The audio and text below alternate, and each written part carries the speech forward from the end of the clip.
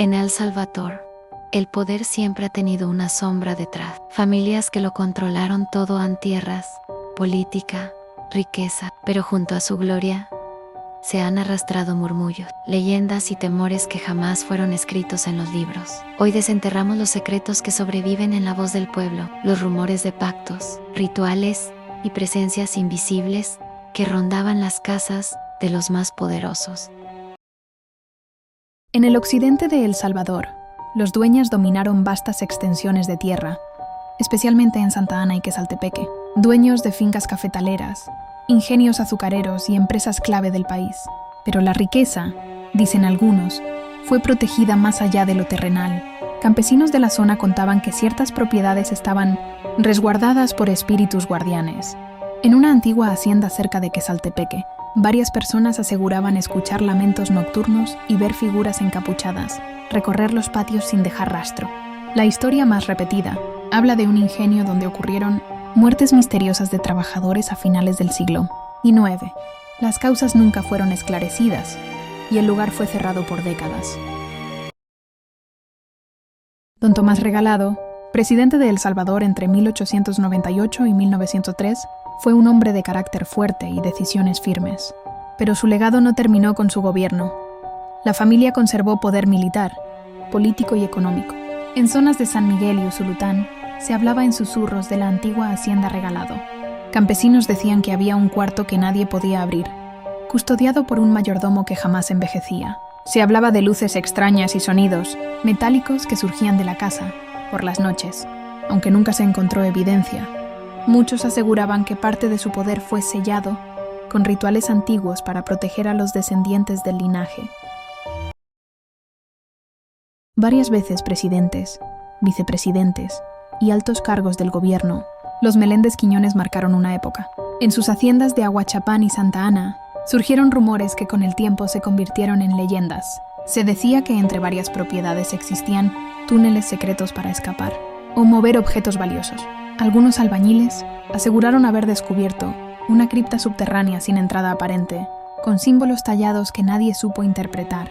Los pobladores cercanos decían que uno de los presidentes murió tras ver una sombra que lo seguía durante semanas. Era una historia repetida por generaciones, aunque nunca confirmada oficialmente. Dueños de ingenios azucareros y grandes haciendas, los Salaverría fueron una de las familias más influyentes del siglo XX. En Tecoluca y San Vicente, los rumores apuntaban a entierros nocturnos en los terrenos privados, donde decían que se escondían cofres sellados. Campesinos hablaban de ver hombres vestidos de negro cavando en la madrugada, seguidos de perros que aullaban sin motivo. También se creía que usaban resguardos hechos por brujos, locales para proteger sus tierras de invasores y traidores. La gente decía que si entrabas sin permiso te sentías observado, y que algunos jamás regresaron. En el corazón de Santa Tecla, El Salvador, existe una mansión que alguna vez fue símbolo de poder y riqueza. Sus muros, hoy abandonados, son testigos silenciosos de una historia que aún provoca escalofríos entre los más viejos del lugar. La historia de la familia Girola. A finales del siglo XIX, los Girola eran una de las familias más poderosas de El Salvador. Rafael María Girola, y más tarde su hijo Ángel Girola, amasaron una fortuna colosal gracias a las plantaciones de café y añil. Su influencia creció tanto que Ángel llegó a ocupar la presidencia interina de la República en 1884. Con el paso del tiempo, su nombre se volvió sinónimo de riqueza, tierras y privilegio. Sin embargo, no todos veían con buenos ojos su ascenso. En Santa Tecla comenzaron a surgir rumores. La fortuna de los Girola era demasiado rápida, demasiado perfecta. Algunos decían que nadie podía llegar tan alto sin ayuda. Del más allá, los vecinos hablaban de rituales nocturnos en la casona, luces que se encendían sin razón en altas horas de la noche, y sombras que se movían detrás de las ventanas vacías. Una historia en particular se contaba con temor: la desaparición de una sirvienta.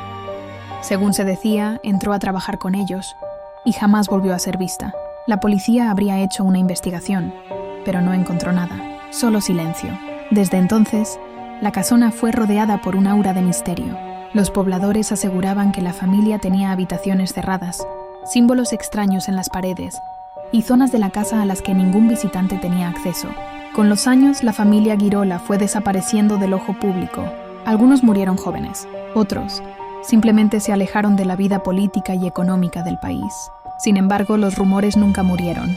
Hasta el día de hoy, en Santa Tecla se dice que aquella mansión está marcada, que aún se escuchan pasos, que hay quien asegura haber visto figuras asomadas en los balcones, aunque el lugar está deshabitado desde hace décadas.